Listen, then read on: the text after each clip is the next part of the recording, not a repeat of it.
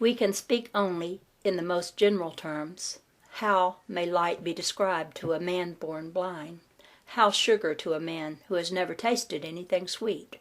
How harmony to one born deaf? All that we can say is that the 7 minor planes of the great spiritual plane, each minor plane having its own 7 subdivisions, comprise beings possessing life, mind, and form, as far above that of man of today as the latter is above the earthworm, mineral, or even certain forms of energy or matter. The life of these beings so far transcends ours that we cannot even think of the details of the same. Their minds so far transcend ours that to them we scarcely seem to think, and our mental processes seem almost akin to material processes. The matter of which their forms are composed is of the highest planes of matter, nay, some are even said to be clothed in pure energy. What may be said of such beings? On the 7 minor planes of the great spiritual plane exist beings of whom we may speak as angels, archangels, demigods. On the lower minor planes dwell those great souls whom we call masters and adepts.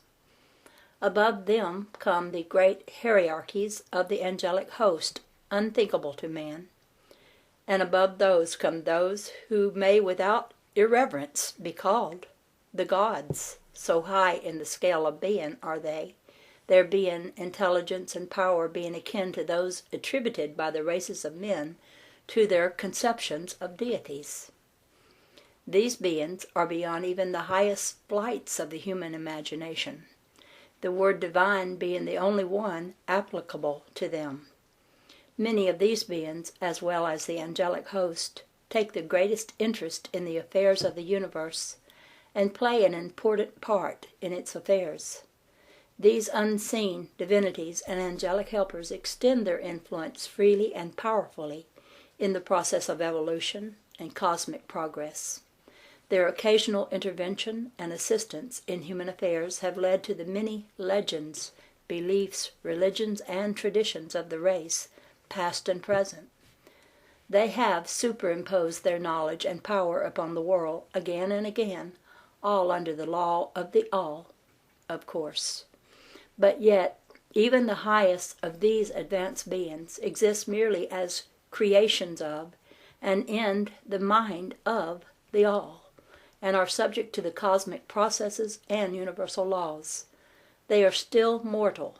We may call them gods if we like, but still they are but the elder brethren of the race, the advanced souls who have outstripped their brethren, and who have foregone the ecstasy of absorption into the all, in order to help the race on its upward journey along the path. But they belong to the universe and are subject to its conditions. They are mortal, and their plane is below that of absolute spirit. Only the most advanced Hermetists are able to grasp the inner teachings regarding the state of existence and the powers manifested on the spiritual planes. The phenomena is so much higher than that of the mental planes that a confusion of ideas would surely result from an attempt to describe the same.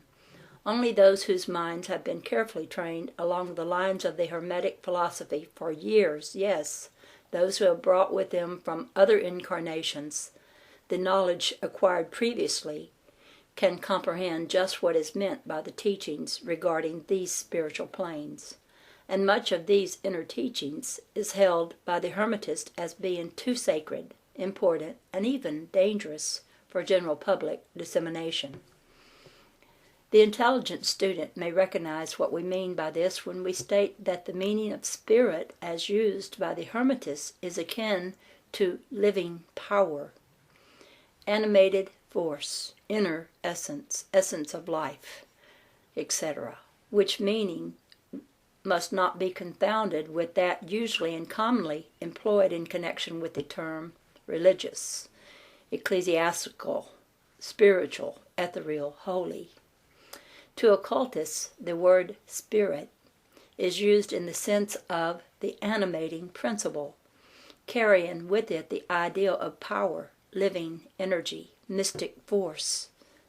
And occultists know that that which is known to them as spiritual power may be employed for evil as well as good ends, in accordance with the principle of polarity, a fact which has been recognized by the majority of religions in their conceptions of Satan, Beelzebub, the devil, Lucifer, fallen angels, etc. And so the knowledge regarding these planes has been kept in the Holy of Holies in all esoteric fraternities and occult orders, in the secret chamber of the temple.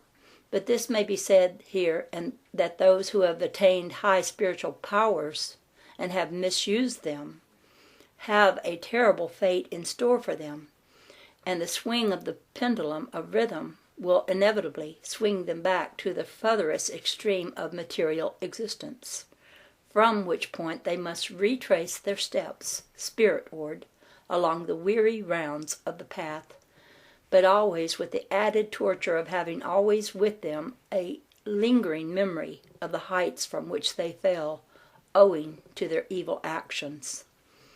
The legends of the fallen angels have a basis in actual facts, as all advanced occultists know. This striving for selfish power on the spiritual planes inevitably results in the selfish soul losing its spiritual balance and falling back as far as it has previously risen. But to even such a soul, the opportunity of a return is given, and such souls make the return journey, paying the terrible penalty according to the invariable law.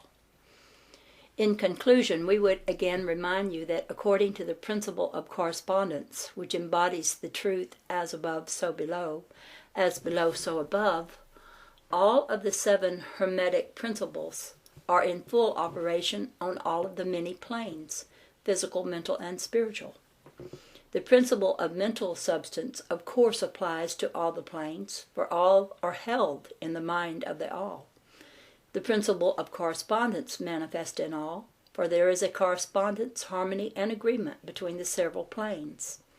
The principle of vibration manifests on all planes. In fact, the very differences that go to make the planes arise from vibration, as we have explained. The principle of polarity manifests on each plane, the extremes of the poles being apparently opposite and contradictory.